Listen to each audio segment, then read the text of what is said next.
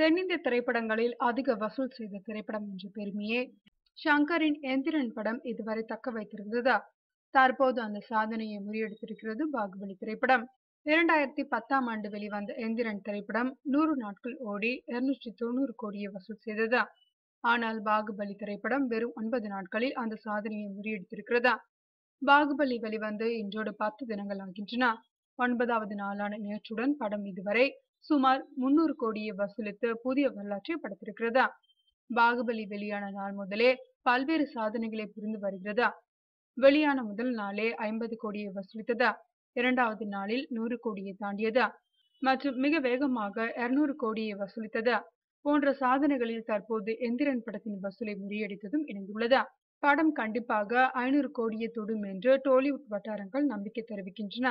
500 கோடியை படம் வசூலிக்கும் பட்சத்தில் ஒரு புதிய வரலாற்றையே பாகுபலி உருவாக்கக்கூடும்.